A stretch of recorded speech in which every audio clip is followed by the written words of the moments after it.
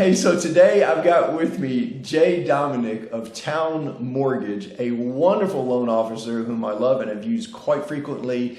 And let me let Jay say a little bit about himself. Thanks, Maury. I've been in the mortgage business. I have to do the math each time, but it's since 1987, so 37 years. 87. I've been since 90. I thought that was a long time. 87. Right. I'm not as young as I look, apparently. Good golly. Okay. All right. I'm going to ask Jay some questions here. So about that might apply to first-time home buyers, let's say. So, Jay, here's a question for you. And I haven't reviewed these with Jay, by the way. So let's say first-time home buyers just moved to Charlottesville. Been employed 1 month in Charlottesville. What do I have to deal with? How long till I can qualify for a mortgage? What kind of things are we dealing with here? Well, it seems like my first answer to a lot of these questions is it depends. Yep. Okay, so it depends on a lot of factors. So if you're a first-time home buyer or experienced buyer, it doesn't matter. If you're changing jobs, that's a factor.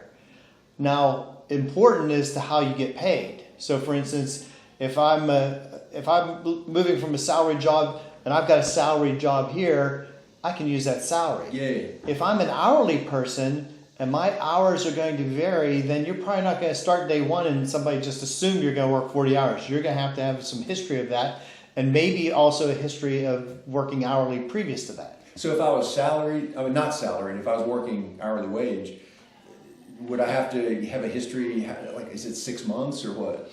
Probably going to have to be 6 months. Okay.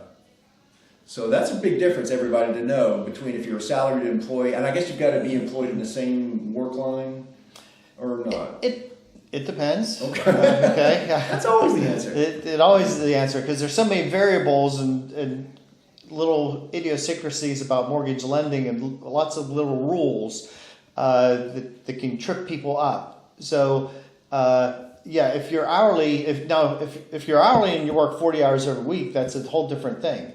But as soon as you vary, you work 41, 42, something like that. So I actually have a client right now who just moved from another state, and the person up there told her, it's like, oh yeah, once you have your job, you're good down there. It's like, oh, that's not the case at all. She goes, but I work 32 hours every week. I was like, okay, well, let me see your pay stubs. And then it became, well, the first week I wasn't there the whole week. And then over the holiday, the office closed, I didn't have PTO. So I didn't work there. So it's like you are the very definition of variable income. Variable income gets averaged over time. According to the guidelines, if your income varies like that and you're hourly, your income gets averaged over 2 years. Oh, wow. Now, sometimes we can average it over a shorter period of time. It depends on the loan program, maybe even less if you've gotten a raise, hourly raise, it can make a difference. So final question on this particular subject. So, okay, I finally remember my question. So the question is all those rules that you just described, is that industry wide? Is that how that works? Or is it just your own company? No, they're industry wide. Okay. So if I'm doing a conventional loan, for instance, then if you've heard the term Fannie Mae or Freddie Mac, these are entities that buy mortgages. Yep. They get to set the rules. So if I'm doing a conventional loan, i.e. a non-government loan, then we have to follow those guidelines. So if it's a secondary market type of loan, you've got every mortgage lender has to follow those same guidelines. Yes.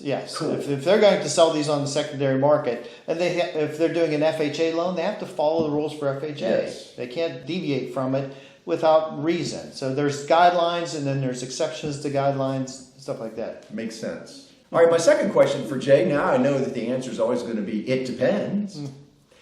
As a first-time home buyer, can I use gift money from family for some of my down payment? Well, you thought the answer was going to be it depends, but actually the answer is yes. You can. Okay. But the important thing there is it makes a difference to the lender who gives the gift. So family members, good. Some programs, if not a family member, could have some difficulty. But the overall concept of this is some people think that as long as I got the money, I'm good. The longer answer is the lender cares immensely about where that money comes from. So yes, almost every loan program is going to allow you to receive money from family members as a gift to use for your down payment and closing costs. Okay, a follow-up question. What exact family members can you get the money from? They're usually talking about mother, father, children given to parents, siblings, aunt and uncle, grandparents, stuff like that. Cool. All right, my final question. Now I know it depends isn't the answer every single time. So here's the question. Let's say I'm a first-time home buyer and my qualifications and my upfront cash would allow me to go, I could go either FHA or I could go conventional because I actually qualify for both programs. In your recommendation, which direction would you recommend and why? Okay, now you're going to get the it depends. It depends on a lot of factors. So if I had my druthers, if I've got a client that's a first-time home buyer and they are have good credit and their debt to income, their qualifying is good, conventional is going to garner them the lower payment. Okay. The minimum down payment would be 3% of the sale price. The mortgage insurance would be less. If you go FHA, the down payment's 3.5%. The mortgage insurance will be more than somebody that has good credit. But if your credit's not so stellar, the mortgage insurance on FHA is going to be better because it doesn't matter if your credit score is 620 or 820. Everybody gets the same. Got it. So now you mentioned on conventional, because conventional would be the better way to go if those situations came to pass. But you were mentioning 3% down, conventional. Yes. So you can actually do a 3% down conventional loan. Yes, absolutely.